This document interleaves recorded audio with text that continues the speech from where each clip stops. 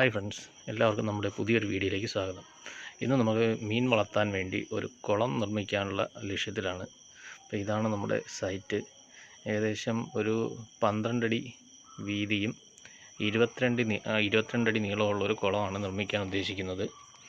ഇതിന് ഏകദേശം ഒരു 5 അടിയോളം ആഴവും ഉദ്ദേശിച്ചാണ് ഇത് വർക്ക് ചെയ്യാൻ പോകുന്നത്. നമ്മൾ JCB ഉപയോഗിച്ചാണ് ഇത് ചെയ്യാൻ പോകുന്നത്. അങ്ങനെ നമ്മൾ സ്ഥലമെല്ലാം വൃത്തിയാക്കി അടുത്തത് JCBയുടെ വർക്കാണ്. ചെറിയ റോബോ ക്യാറ്റ് വെച്ചാണ് വർക്ക് സ്റ്റാർട്ട് ചെയ്താക്കുന്നത്. ഏകദേശം 4 മണിക്കൂറോളം വർക്കുണ്ടായിരുന്നു. അതൊരു കുളമായി മാറി വന്നപ്പോൾ ഏകദേശം അതിൻ്റെ എക്സ്പെൻസ് 5500 പ്ലസ് ബാറ്റ് 6000 രൂപയ്ക്ക് അടുത്ത് വന്നു. ഈ ഷേപ്പിൽ ആയി വന്നപ്പോഴത്തേക്കും നല്ലപോലെ വേരൊക്കെയുള്ള സ്ഥലമായതുകൊണ്ട് വർക്ക് ഒരുപാട് ടൈം ഉണ്ടായിരുന്നു. നല്ല വർക്കുമായിരുന്നു. നീറ്റായിട്ട് അവർ ചെയ്തു തന്നു. എല്ലാം നല്ല രീതിക്ക് ലെവൽ ചെയ്ത് നീറ്റാക്കി തന്നിട്ടാണ് പോയത്.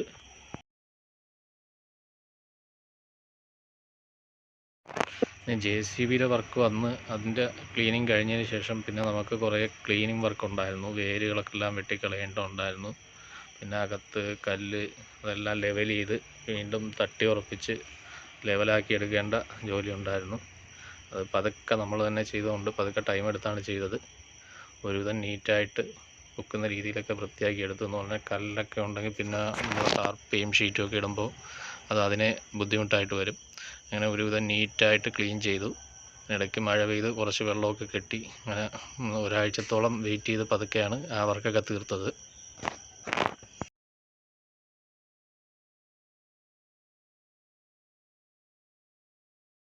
എന്ന രീതിയിലൊക്കെ അടിച്ച് ഉറപ്പിച്ച് തറയും സൈഡും എല്ലാം ലെവൽ ചെയ്തൊക്കെ എടുത്തു. അതിനുശേഷം അടുത്ത സ്റ്റെപ്പ് എന്ന് പറഞ്ഞു കഴിഞ്ഞാൽ ഇതിനെ കവർ ചെയ്തെടുക്കുകയാണ്.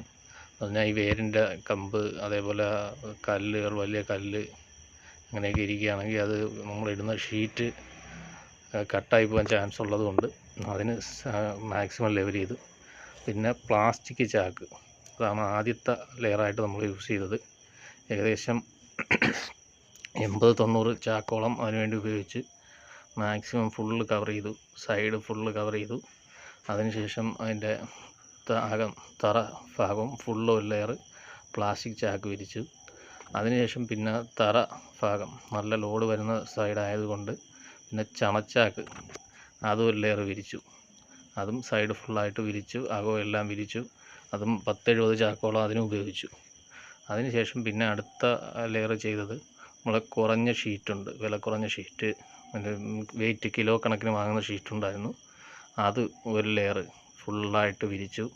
പറഞ്ഞാൽ മറ്റൊരു എന്തെങ്കിലും ചെറിയ കല്ലോ അങ്ങനെ എന്തെങ്കിലും പൊങ്ങി നിന്നാലും അതിനെ ഓവർകം ചെയ്യാൻ വേണ്ടി അത് വിരിച്ചു. പിന്നെ അടുത്ത ടാർപോളിനായിരുന്നു അടുത്ത സ്റ്റെപ്പ്. 36 അടി 22 അടിയുടെ കസ്റ്റമൈസ്ഡ് ആയിട്ട് ടാർപോളും കിട്ടായിരുന്നു. അതാണ് വാങ്ങിയത്. അത് ഏകദേശം 11,000 രൂപയ്ക്ക് അടുത്ത് വില വന്നു. 400 GSM ഷീറ്റാണ് വാങ്ങിയത്.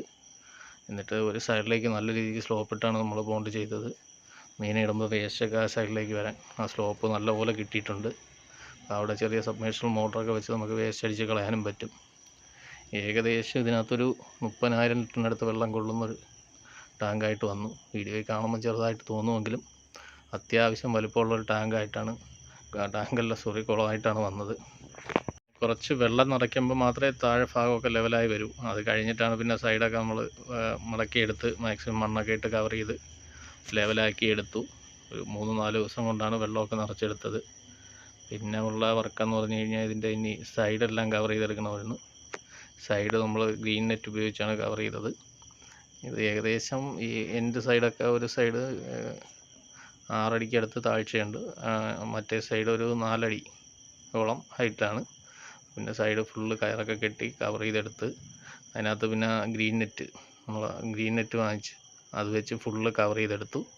പിന്നെ ഫിഷിനെ ഇടുന്നതിന് മുമ്പ് ഒരു ലെയർ കുളത്തിൻ്റെ തൊട്ട് മുകളിൽ വലയും കൂടെ ഇട്ടതിന് ശേഷം മാത്രമേ ഫിഷിനെ ഇടുകയുള്ളൂ. അതിനകത്ത് നമ്മുടെ സിലോപ്പി ഫിഷിനെയാണ് വളർത്താൻ ഉദ്ദേശിക്കുന്നത്. അപ്പം ഇതാണ് നമ്മളെ കുളത്തിൻ്റെ ഫൈനൽ ലുക്ക്.